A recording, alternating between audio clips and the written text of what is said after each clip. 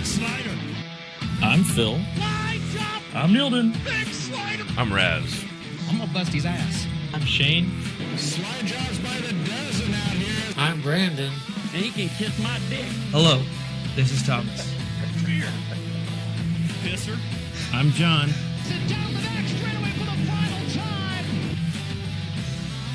time. Ladies and gentlemen, boys and girls. This is Dirty Sliders Podcast. Keep it high, wide, and handsome, but don't jump that cushion. All right, everybody, welcome to this week's episode of Dirty Slider Podcast. We've been getting ready for you guys, been having a little behind-the-scenes conversation, so we are all ready to go, give you the latest and greatest. I did notice lots of races canceled due to the hurricane, so we might be a little short on some stuff, but we do have stuff to talk about. Brandon, Thomas, and I raced this week, so let's start it off. I think Raz is going to talk to us about BC39 and that race. Yeah, before I get into that, just anybody who sees Thomas Soper at the track, if you want to know about the pre-show conversation, just ask him what happened with the microwave. Yes. You do not want to know. Don't ask about the damn microwave. Ask him. Inquiring minds, ask him. I think that might be our first Dirty Sliders merchandise is that what about Ask the about the microwave? microwave. What about the microwave? Ask about the microwave, No. yes. No. Hey, and his competitors, if you want to knock him off his game, just walk up to him and ask him about a microwave. Or a hot water heater. One of the two. Or a hot water heater. All right, so Anyways, BC39, moving on. BC39, if you're not familiar with it, it's a race named after Brian Clausen, who tragically died in a midget racing accident. It's held at Indianapolis Motor Speedway. They built a dirt track there, 3 years ago now? 3 or 4 years. Something like that, yeah. Yeah, and it's a pretty big deal. It's prestige-wise, it's up there, pretty close to the Chili Bowl, I think. Anyway, named after a super awesome racer. Had a hell of a battle in the main event on Saturday. They had Cannon McIntosh going at it, Justin Grant, Chase McDermott. Just throwing slider after slider for first, second, third. Chase McDermott jumped out to a lead, and Jade Avedisian put it up on the high side and was coming. I think if you give her a few more laps, she might have been able to do something. She got into Justin Grant early, put him on his lid, just a little tummy tip over, no harm, no foul. But I want to show basically what happened with Chase McDermott with 1 lap to go. This one will make you cry. Bring it on. I'm trying here. Hang on. It's coming. We're not professionals. Give us a minute. Remember After the 7 motto. episodes, we're still having difficulty. That's okay.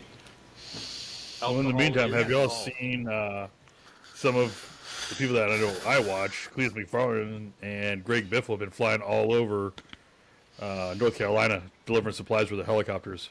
We were Yesterday, I talking think about Cletus that did 5 tanks. I think 5 tanks of fuel. His MD500 yesterday. I know Greg had a prior obligation today, so he loaned his helicopter out to another pilot to keep it flying supplies. There's just a ton of people. I saw one of the Stoll groups I'm part of. They were looking for, hey, this is what we need to be able to land. What do you got? We're ready. I mean, the good old boys been coming out of the woodworks with their big boy toys to help the communities. Yeah. For sure, getting into the backwoods. Yeah, Mr. Hendricks and Mr. Gibbs have also been doing the same with their private aircrafts as well. But I mean, I love our racing community we have. Been seeing different video stuff of Cletus landing in the middle of nowhere, landing side hills. Him and his wife going out there. She's running the GPS on her phone to find these addresses and stuff. Oh, there we go. Okay. No audio, but we got video. Buffering. So yeah, I want to give a shout out to all the people that are volunteering their time to help everyone up there in the Asheville and the surrounding areas. You know, whether you're a celebrity or not. Yeah. Thank you.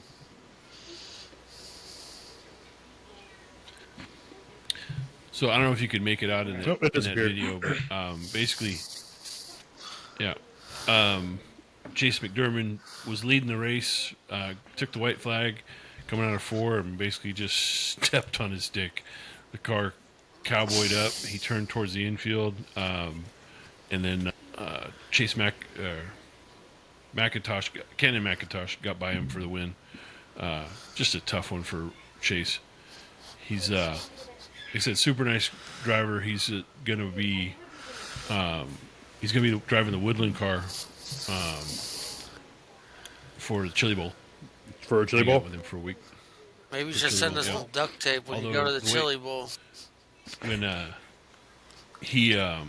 way he's been driving, he might get a better offer. Who knows? Because let's face it, the Woodland car is not the top of the heap. Soup every year, though, so, I mean, that's something. Yeah, no, dude, we have a blast. Just we know who we are. We're a field filler. So you're like the RB team in F1 compared to the rest of the guys? About mid-packers? Yeah. The thing is, though, I think Chase can actually pick that team up on his shoulders and carry it forward. Hunter Schoenberg last year did, and then we had a mechanical that took him out, broke a camshaft in half. But Well, 'cause I think that- Chase can do well. It's never really been an equipment issue. It's getting high up in the soup. No, it's how you do on your prelim night. It's passing points. It's all it is. So you want to be the fastest guy in your heat, starting in the back, and then if you do that, you can make some hay. And we got lucky with Hunter last year because he started dead last, and he's not a dead last driver. He moved his way up to the front. He said, we got to make some hay, one way or another. Yeah. He was super cute with his little. He's got a daughter who's probably 3 or 4 years old, bright red hair, and she was crawling all over the race car, climbing in Daddy's lap when he was in staging and everything. It was super cute to see. Aww. Anyway, So you're saying I need another race car? yeah, you do need another race car. Yeah. I'm super Looking for disappointed. sponsors. Super disappointed in Phil for not going picking up that $70,000 rocket for us. You know what? Bill. I'm good at spending other people's money. Yeah, I can't. Well, we believe didn't care whose it. money you used. Yeah. I can't- Didn't have to be ours. I can't believe Y'all- a great y'all late keep model would go for forgetting, I made a $70,000. promise to a Ginger that I would not competitively get into a race car again, and if I did that, y'all know there's no way in hell anybody else going to get in that car and drive it but me. And then we'd have a Ginger snap. Yeah, we'd have a. I'll give you that. Yep. My wife would have a new episode Yeah. to watch on one of her murder shows. Yeah. Different- And It'd I a don't want to be different on the wrong podcast. side Like, of that who killed ginger. Phil? What's that, John? I said I don't want to be on the wrong side of that ginger. No, hell You stay no. on that one's good side. Is that where we tell Ass Slipper's comment. story? Or do we already do this?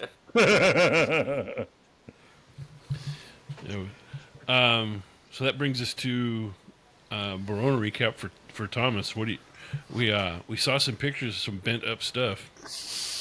Tell us what happened. Yeah. You ran out of talent. So yeah, that's a fair statement. I just flat out sucked this weekend, and I mean I've admitted it to you guys, and I'll admit it to everybody else that the dry slick is I can't drive the dry slick, and I have to learn how to do it.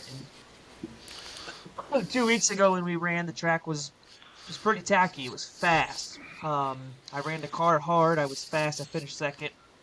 This weekend it was dry slick, and I couldn't drive the car. I was trying to drive it like it was when it was wet and tacky, and I was all over the place, and I ended up getting in I spun myself out a couple times, got in it with Greg Perry, and when I got into it with Greg, I bent up the left side, or the right side frame rail, so that's got to get cut out and replaced. Luckily, that was the extent of it, other than sheet metal, so Good They had news is stuff that frame back rail straight. doesn't do anything. right? Except hold that door out, that's it. So, I already got the door straightened up, got to cut that frame rail out and get a new one welded in. And then, I got to learn to be patient and easier on the throttle and learn to just freaking drive. It's not balls to the wall every single race. So, that's That's on me. I got to learn that. I did have some people ask me if we could put you up as a dirty slider of the week for your heat race shenanigans. Dude, I know. If there's a video of it, we'll find it. We don't need a video. I vote for Thomas as Dirty Slider of the Week. All in Second. favor say aye. No. I got a guy that's going to top that list. All right. We'll wait, I guess. Well, for talking about it, yeah, I spun myself out right in front of the leader, and the leader's a good buddy of mine, and he's got a brand new 2024 Harris chassis out there on the track for the first time, and I almost put a dent in it. So, yeah, I'm not too happy, not too proud of that. So, again, like I said, I got to learn. It's on me. I've been in this car for 7 weeks now. I feel like I should be better than what I am. So, I own that. Dude, you're doing great. Well, what we need to do is we need to get with Roy and have Roy make a talent tank and put a talent tank in the car for him. I mean, It'll be empty. It's okay. You what, 6 or 7 races into that car? Yeah, 7. Yeah. Rookie. Yeah. Such a vet. Yeah, So, I'll take that. I mean, seeing it firsthand, Thomas, I think, yeah, there were times you weren't great, but there were times you were hauling the mail, and I think Brandon can back me up on that. It's just sometimes that track, yeah, like you say, gets dry slick, and it's hard to drive for everybody. So, but you did really good. You did really good. I thought you still did well. I got kicked off the track. I couldn't have done that well. Well, me and Bridger stand at the exit of turn Everybody number gets 4. Yeah. We stood at the exit of turn 4 and we were watching the race, and you were doing a good job. It was just when you made your mistakes, you tended to overdrive the car, which made it worse for you. Right? Instead of just slowing down, getting your bearings back together, you just started overdriving the car, and then all of a sudden you were back in the same predicament that you were in to start with. Yeah. Well, I'm going to say this, Thomas. Yeah, so I mean, I just took the remember- green flag on one the. in this podcast Go ahead. because we're all drivers. Everyone gets kicked off the track. You just did it first. You're really an overachiever. One of us that hasn't stepped on our dick. Facts. I mean, I think Silver I lining. started. Silver lining. We started the race with. We were supposed to start with 9, but Jason Aldridge was driving Dave Hunt's new car, and they had carburetor issues, so they couldn't get that car in the lineup. So we started the main with 8, and I started 7th.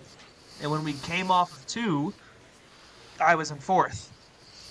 And then it just went backwards from there. That's why there's good nights and bad nights. That's why it's called racing, not winning. Well, I don't know if y'all saw it. My computer glitched over here. But what I was saying, Thomas, is there ain't a single one of us in this podcast that hasn't stepped on our dick on a racetrack. So you got nothing to be ashamed of, dude. From what, 3rd, Marshall? In a borrowed car? About T-boned it? Up Santa Maria? Let's move up another half a car. Oh, that was a car and a half. Oopsie. Tickle pink about I don't know. He bet it up pretty good the next year, so. It was the next we've race, all done it, dude. The next race, he flipped it.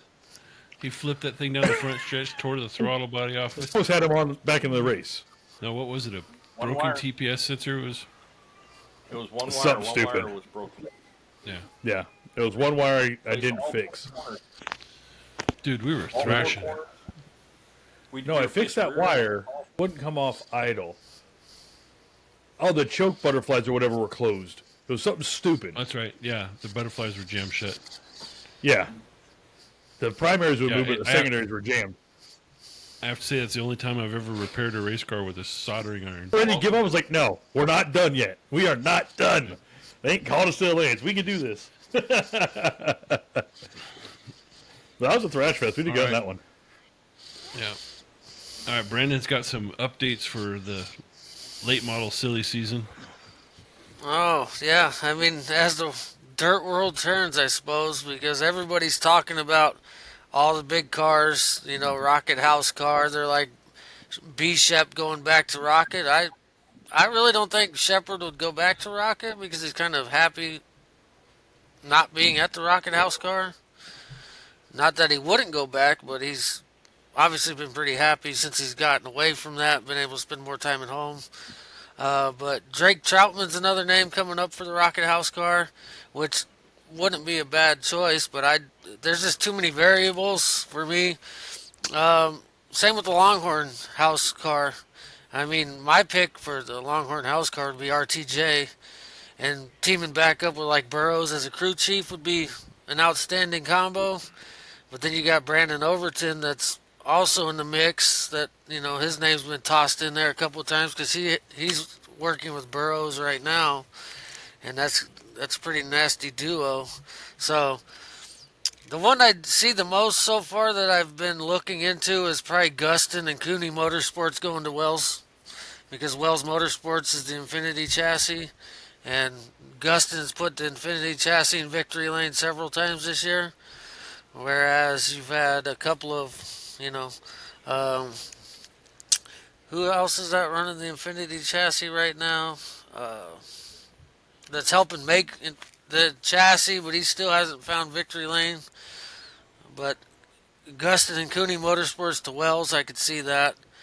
And then there's a little chatter about Davenport maybe possibly leaving Landers, because Landers is trying to go to the Category 5 chassis. So there's been little rumblings here and there. People were talking, if Landers does go to the Category 5 chassis, that Davenport could potentially seek a ride somewhere else. But I don't know. Like I said, the thing that I could see the most is RTJ to the Longhorn House car. But then again, he did lose a ride over not wanting to share information, so I don't know how well a house car would work if you don't want to share much information. Well, Anybody else got some thoughts on that? I tell you this about Mark Richards at Rocket is he probably will not give a shot to a young unknown guy. He wants a name in As that. far as opening up your playbook, I mean, there's a difference between opening your playbook with the house car and helping make that car better, and giving them to, the owner's son, or I want to have a 2 car and you're going to tell me what your setup is. There's a big difference between that, in my opinion. That's pretty much went down with his last owner. They told him, "Hey, we need your setup. We got to make the other guy faster." That sounds like a you problem, not a me problem. But I mean, teammate's teammate, so you know what you signed up for. The thing is, he didn't have a teammate before. They came in and were like, "We're making you have a teammate, and you're going to put it on your back." To say, I don't think so. Safe to say that Ricky Thornton Jr. and Devin Moran will not be teammates anytime soon. No, but it's silly season. I mean, season happens. They got together on the track, and RTJ says, he cut me off and it was dirty and this and that. I watched it. It didn't look that dirty to me. It just looked like a racing incident. But he said, "I'm going to pay him back." I'm like, "Okay, you already screwed up because you said you're going to do the guy dirty, and now when you do the guy dirty, the sanctioning body is going to go, 'Hey, we think that was intentional.'" Even when it's not, right? Right. That's when you stand up in front of that camera and goes, just one of them racing deals. Yeah. I don't mean to wreck them. Yeah. I just want to ruffle his feathers. It's just one of them racing deals, and then what you don't say is next time I see him, I'm driving up to my windshield. I'm gonna knock the carburetor off my car. I'm going to turn a late model into a snowplow.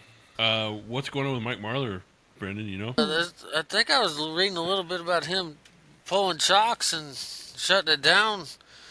I think Boom Briggs was the same thing. They were talking about shutting down. Now, let me make sure I was reading the right thing, because I was looking at a couple of different things today. I was all over the place. Well, when I went down to Lake Cumberland, they were all, all the buzz was, where's Mike Marler? Where's Mike Marler? He's MIA. And he showed up down there to watch his dad and his brother race. Yeah, there's just been, right now, since the season's winding down, there's just so many people talking about, this guy's going to quit racing, and this guy's going here, and this guy's going there. It's just, obviously, everything's an unknown. Because, I mean, Right. wait a couple more weeks, and we'll get some more hard facts. But yeah, but we want the rumors and the dirt. We want to know. Well, I've been throwing out there what the rumblings are so far. This is kind of what everybody's kind of talking about. It's no fun waiting for the press release.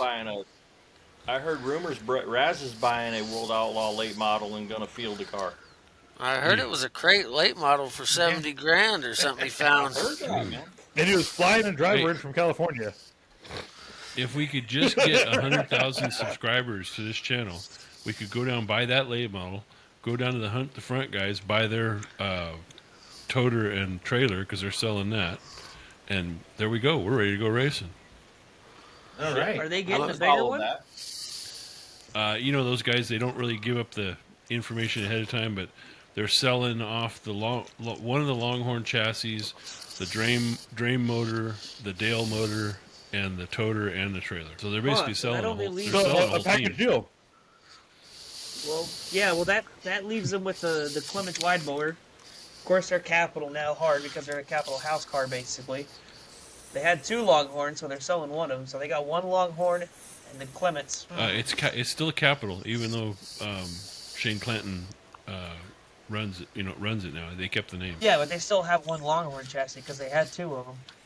Yeah, they said they're saving that as putting that up top as a backup. Okay. So that only leaves them with Not 1 the- super motor, just the Clements. Yeah, I think they're got some shenanigans going there too. Okay. Shenanigans. Shenanigans. All right, so John Bridger, tell us about your race night. So, not a bad race night overall for the old 32 out there. Heat race was good. It was still pretty tacky. The track was real nice this week. No ruts. It was smooth. Personal best for myself, I actually transferred directly from my heat to the A main. We had 24 pure stocks check-in this week, so we had to have a B main. And generally, I end up 1 spot out of that transfer. But this week, I ended up 3rd in my heat, so straight into the A main. Had so much time, I didn't know what to do with myself between races. Hey, did you go to the I microwave? did know. I did not go to the microwave. No. But I actually got to watch the B main. There were some good guys that didn't make it and got in the B main. So the B main was interesting to watch. But then the A main came out, and like Thomas said, it was dry slick. And the old 32, she runs pretty good on the dry slick. And I was up there hanging in 7th, 8th for the majority of that A main. And then I pulled the old step on my own Peter and half spun myself coming out of 2. That one that is just, it was snappy loose on Saturday night coming out of 2. Half spun myself, got to the back of the pack and avoided some mayhem back there. Ultimately came back for an 11th place finish. So not a bad night overall when there's 24 in the field that showed up. So I was happy with myself. Car's ready to come back in 2 weeks. So seriously, that's the first time you've not had to run the B? It is the first time I have not had to run the B main. Brandon and Soper can attest to that. Dang. And Well, that was congratulations on that. Oh, right. Well, thank you. Yeah, I was like, damn, that's actually nice to have 10 or 15 extra minutes to just relax and get ready to go out there and send it. Yeah, I felt bad because I was in my car getting ready to go out for my heat, and John walks over to give me, good luck on my main, I mean. And I said, hey, how'd you do in the B? Did you transfer? And he goes, I transferred in the B race. And I said, oh, my bad. Sorry. Okay. There were some we're just definite used to it, sign language going on. I said, Hey, I'm sorry, that's John. fine. Yeah, John says, I transferred out of my heat. Dick. Right. That's when you pull a plug wire off and go about your way. No. As I'm like Maybe full next gear time. buckled into the car, like Yeah, You'd have probably helped him out. Yeah, here. You'd probably helped Soper out if you knock him down a cylinder. To probably helped him out. yeah. Is this important? I'm just going to keep this for you so you don't lose it. Here's some spare bolts I found for you. Let me throw them in there with you. What you do is you pull the plug wire for the left rear cylinder and throw it in the cockpit.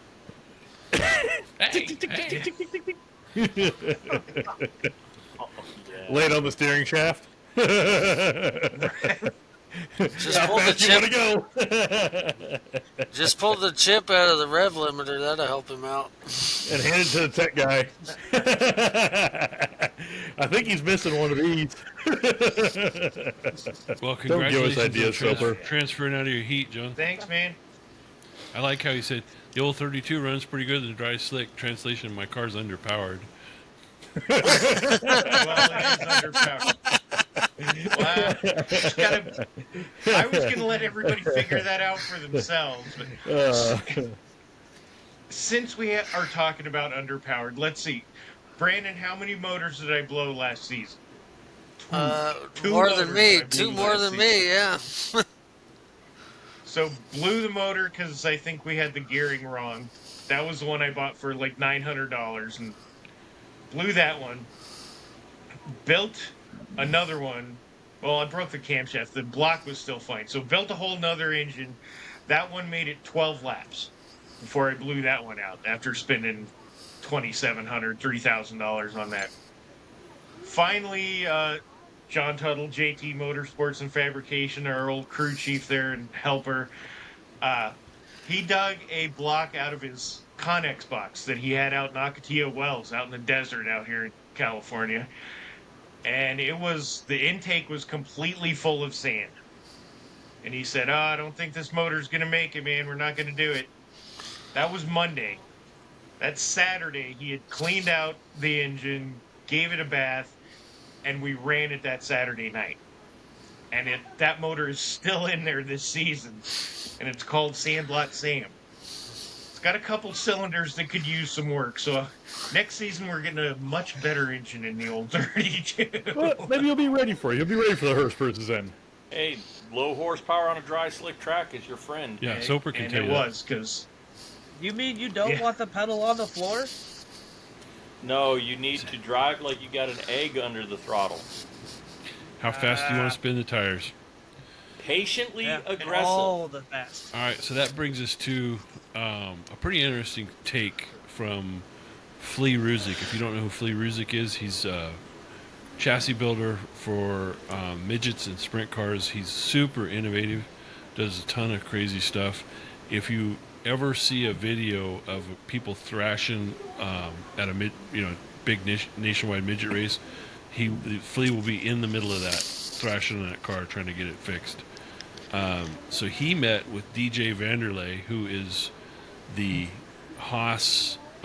Stuart Haas engineer who flipped his micro sprint, and he's now paralyzed.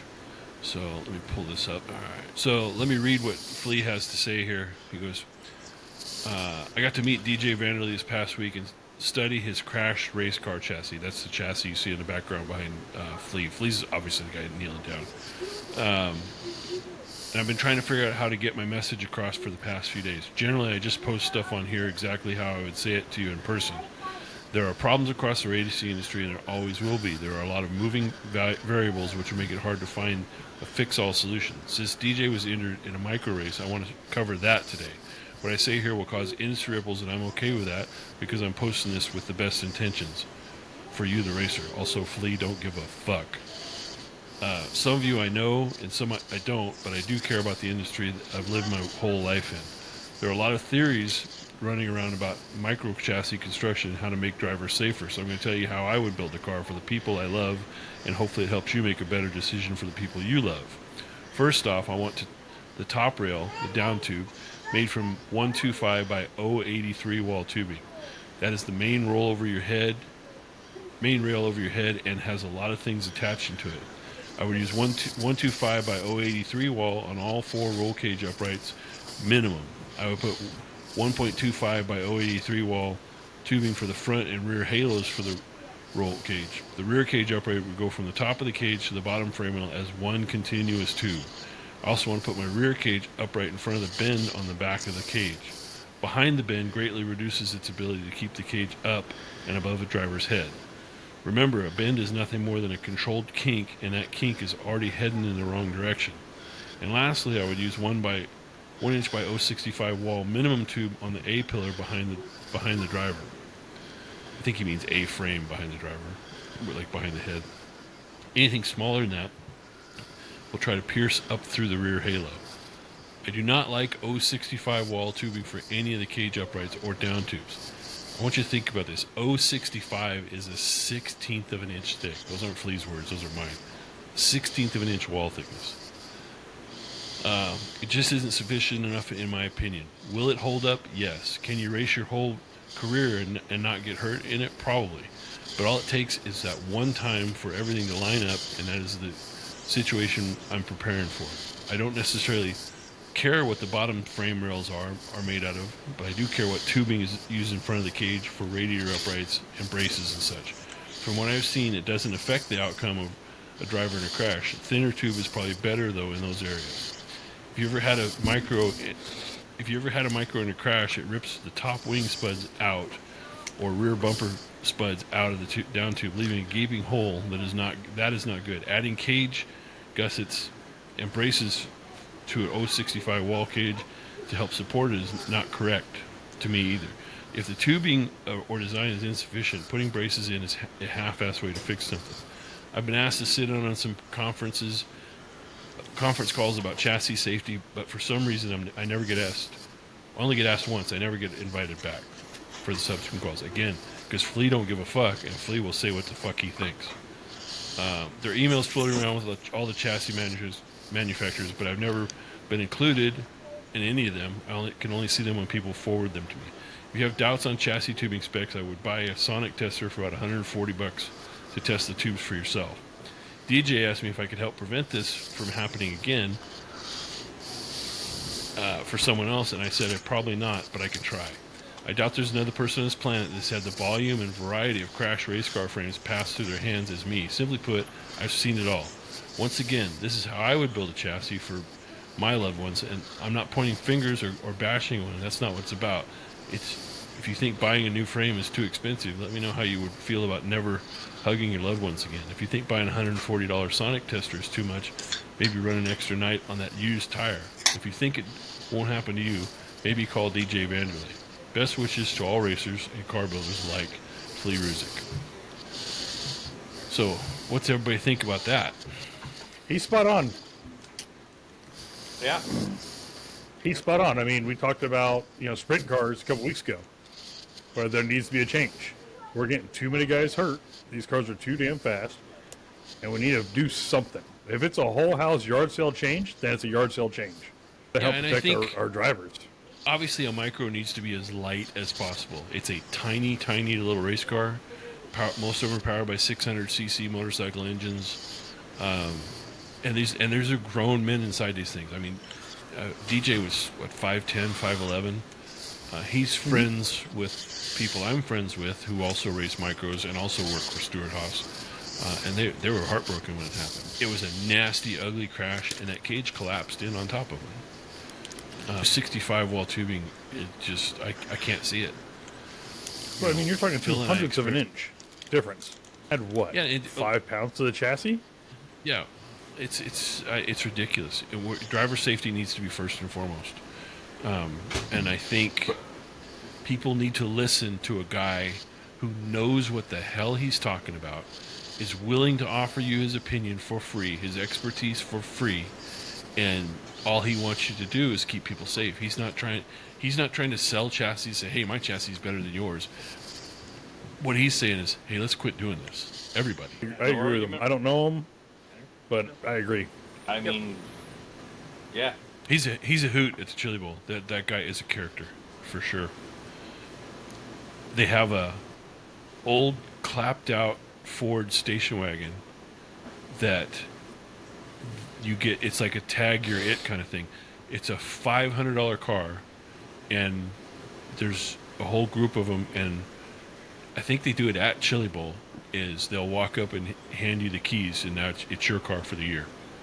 So you have to take care of it, drive it, and like I said, obviously not in California. It's just rolling pile of crap. That's awesome. It looks like the family vacation or the family wagon truckster. The truckster. Yes. Vacation truckster, yeah. But yeah, I think you need to get it this. You need to get it this year at the Chili Bowl, Raz. We'll put dirty sliders on the side. There have been some bad epic cross-country paintbrush trips and stuff. So, anyway, super nice guy. He, like I said, I think he's spot on in what he's saying there, and I think that same conversation needs to go beyond micros and into midgets and into sprint cars. Let's quit building paralyzers, because we're not killing people, we're paralyzing them. I think that's part of the issue, is we're not killing them. Doesn't get Yeah, I the think headline the it last- should. I think the last one to die in a midget crash was Brian Clausen, and he got upside down and then got hit in the cage by another car that came along. And I don't think you can build a car to withstand that. I think that's just one of those weird situations that you just can't. You can't build tanks because then you're still going to hurt people because there's no give in them. But if you keep doing the same thing and it's wrong, then you're just... It's like the old saying, if you follow the leader, you're just going to follow the leader. If you do something different, you're going to make things better or win the race is where that comes from. But making safer race cars is always good. Yeah, but unfortunately, racers don't buy safer race cars. They buy faster race cars. You know, if this car is the fastest one out Yeah, there, we're that's not the going one to do I it for want. ourselves. Yeah, so That's why I said it's got to be a wholesale change.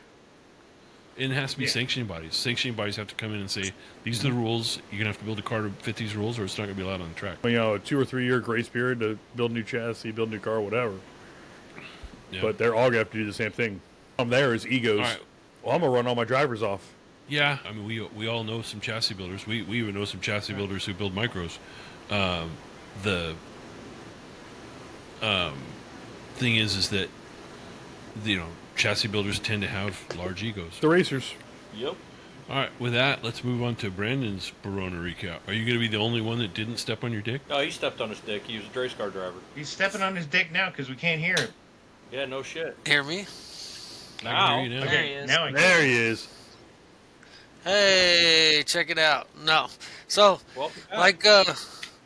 like Bridger was saying, we had 24 pure stocks check in, so top 4 in your heat race transferred to the main. Luckily, I've been sucking a lot lately, and started on the front row of the heat race, so that always helps out. Able to pick up the win there. All good in the hood. Put us on the front row for the main event, because like I said, I've been sucking a lot this year. Led the first 9 or 10 laps of the main event for the first caution come out. And old Mr. Steady Eddie Finger fired off right behind me there on the restart.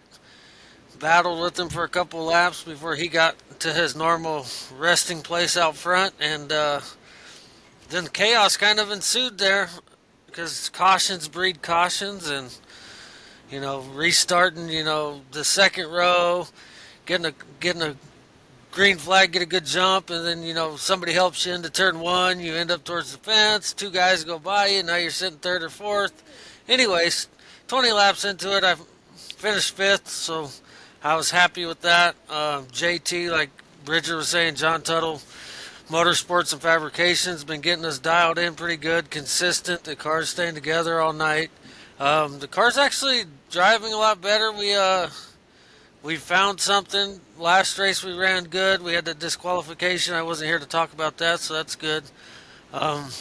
So last 2 races, we've put together, 2 solid top 5 finishes with a good handful of cars out there. So the end of the season's looking good. However, hopefully we can keep it rolling into next year too. Where are you sitting in points? I'm like 10th because I took a couple races off this year to announce with Dirt Dude or fill in for Dirt Dude on the mic. So I took a couple races off. I'm sitting, I think, 10th, 9th or 10th right now.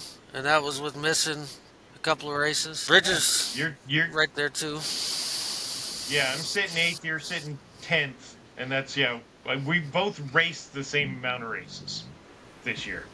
Because I had to take mine off for my stupid finger. I think that means you're better than Justina. That one? No, next one over. This one. Not this one. Not that one, that one? And yes, Raz, the last time I checked, 8 was higher than 10, so. And yes, last time I checked, Bridger's having a much better season than I am this year. I had a lot of DNFs. So what you're saying Single is digits you are better than suck just a double. little bit less than Brandon. His car holds together all night.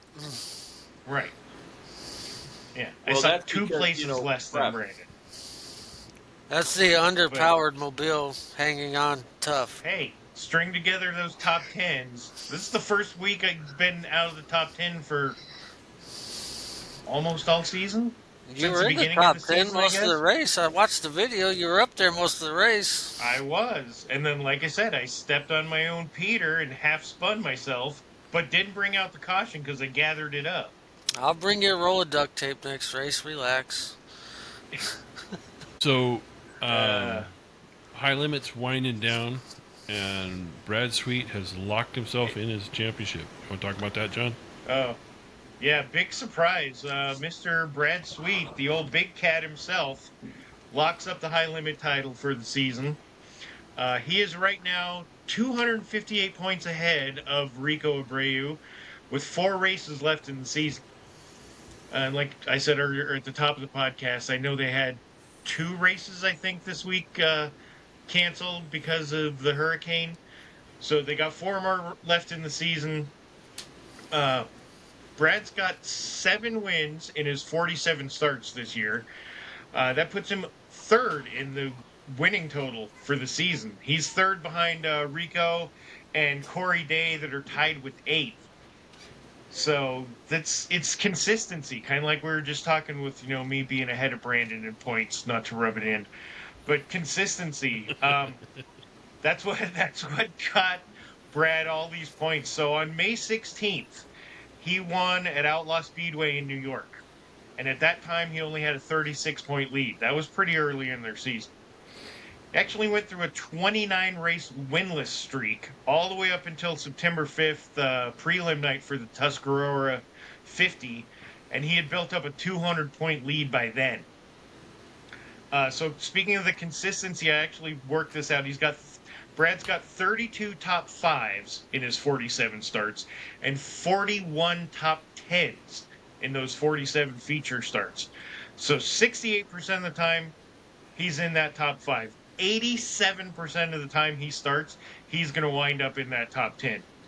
So that shows you what just consistency and putting those points together, that'll get you the championship. You don't have to win every single race. As far as top 5s go in High Limits right now, Tyler Courtney is 2nd with 23. That's 48% of the 47 starts. They all have the same amount of starts. And then Rico is 2nd in top 10s with 33. That means 70% of the time he's up there. So Brad Sweet, just, again, consistency. He may not win every time, but he's always up there towards the front. Got him his championship. That makes 6 in a row, 5 World of Outlaws. And he figured he owned this, or part-owned High Limits. He might as well take the championship this year. So congratulations, Brad. That's an awesome run for you. Well, it's a little bit controversial because the trolls on the internet are saying, well, look, the owner of the series won the championship. Fix must be in. Well, I think I just None of them boys are laying took down. care of the trolls with the... Yeah. Well, I don't know. I mean, when he's running against, Tyler and Rico, and he's blowing him out of the water, just being consistent and finishing the races and finishing in top, that tells me nobody's laying down for him. Well, I think it's a bunch of poop, for lack of a better term, because if you took those same finishes and put him in the World Outlaw Series, he'd be right there with David Gravel, if not ahead of him. You'd have to do the math, but the thing is you laid out all the reasons why he's clinched the championship, because you know what, he runs up front, he's super consistent, and hey, newsflash, he's fast. Yeah, exactly. Well, he's got a little experience with this. I mean, he won 4 World of Outlaws in a row, and this one makes 5 with the one with the high limit. So now he's at 5 total. He won 5 World Outlaws in a row. This is 6. So this is his 6th national in a row. Yeah. Well, I mean, But they're laying down. He might know what he's doing. He might know what he's doing. And Rico Abreu ain't laying down for him, I can promise you that. No. They're all in on it. Exactly. Yeah. They need to redo the So, points. Have a playoff. No. Shut the hell up. Got Lucas jokes Oil tonight. kind of does something with their late models with that, and I don't like it. All right, well, that brings us to Dirty Sliders. Who's got Dirty Thomas. Sliders? Soper throwing the shitty on the leader. Yeah. So did that. I have a video for my Dirty Slider this week, and as is starting to become a tradition with me, it's off the track. So this was at a NASCAR late model race between Matt Tifft and the Vanderlei team. I think Billy Glaze was the driver. Watch this. So that's Matt Tifft at the bottom of the pile. Oh yeah. Boom.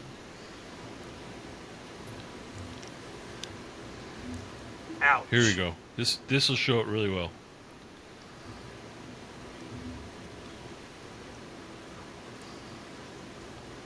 After it gets done buffering.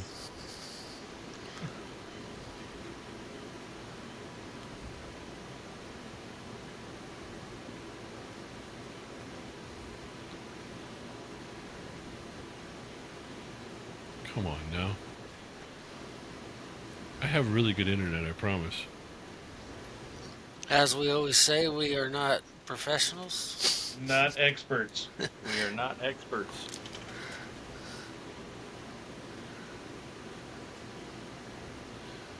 Okay. Yeah. So anyway, can't see I don't it. know. Whoa. I don't know Oh. if you, I pulled it up on my phone. Yeah. Oh, did you? There's a Yeah. dude I was standing pulling that it needs up on to my have his phone, too, butt to whooped. share. so that gentleman who's laying boot to Matt Tiff's face as he's being held down on the ground, more than once, kicked him like 2 or 3 times.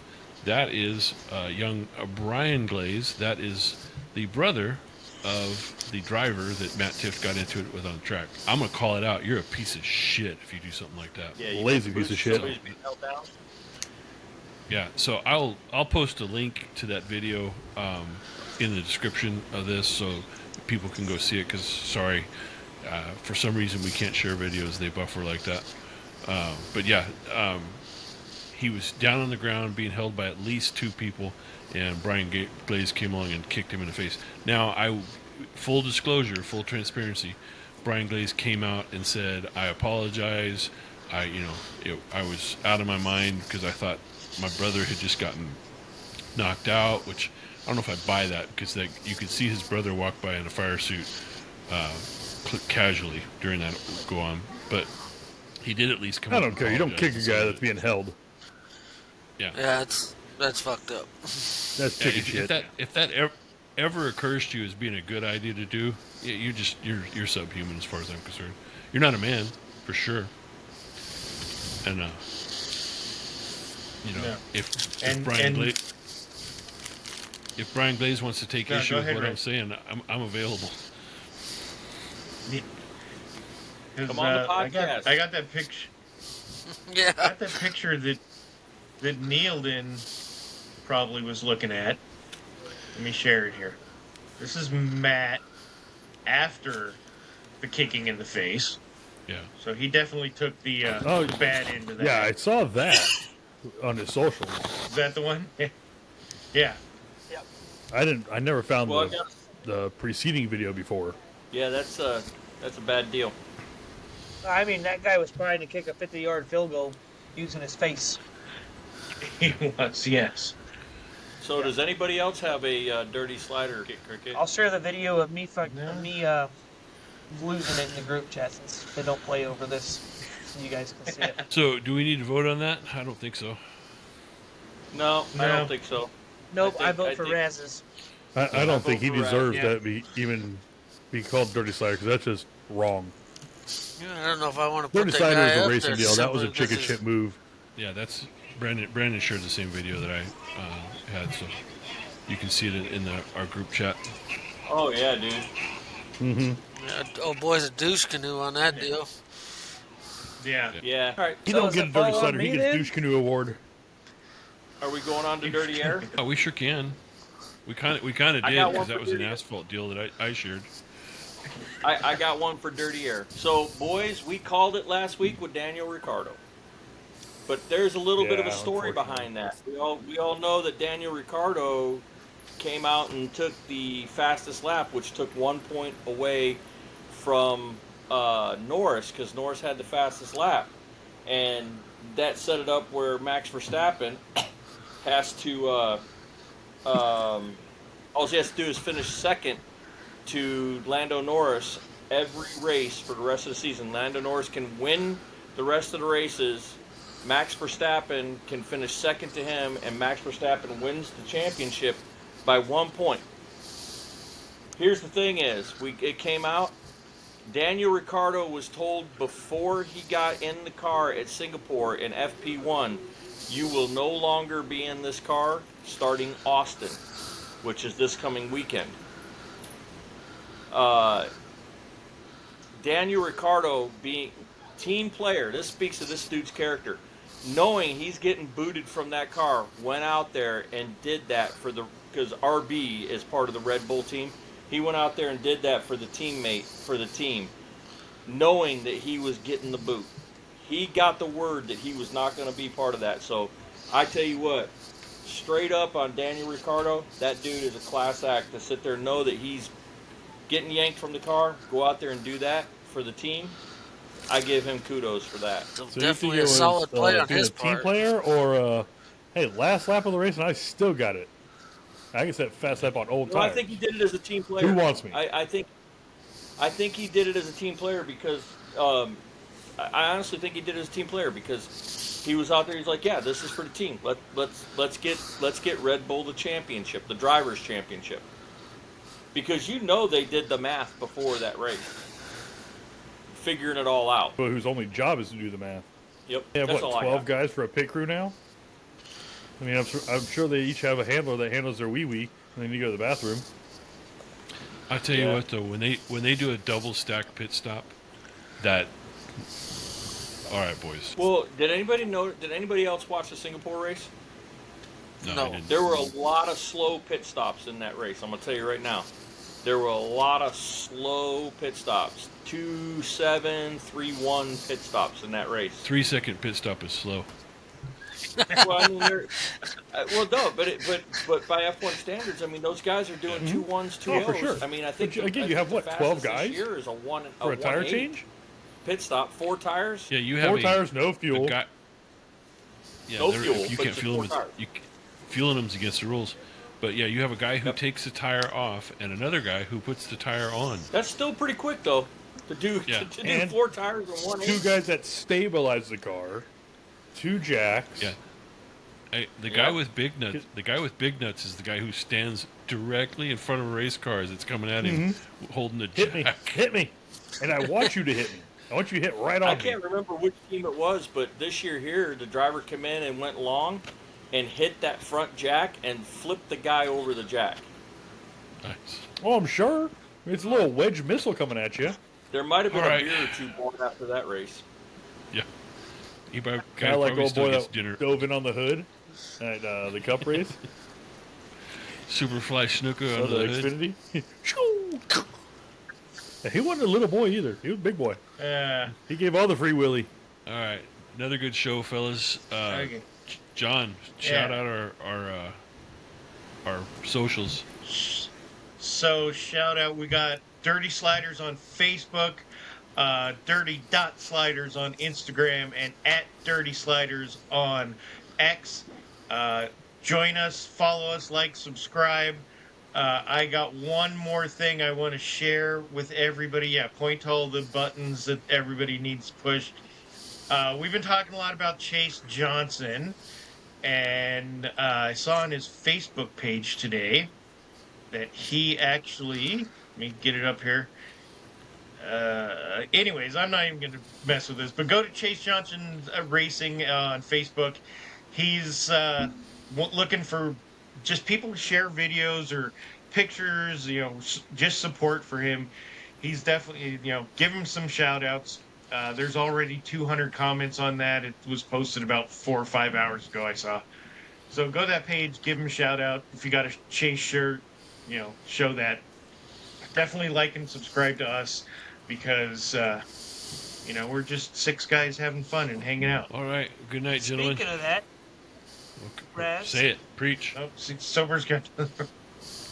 did you notice that in one of those pictures of Chase Johnson that he's got his arm held up? I did not. Yep, he's got a picture on Facebook where his arm is up in the air. Nice. That's good to hear. That's awesome. Yeah, it is good. Heck yeah. That's good news. Well, All right, brothers, like, comment, Great night. subscribe. Thank you everybody for watching. We appreciate it. We'll see y'all next week. Well, leave it on that. Super. See ya. All right, What's see you guys. up with the micro?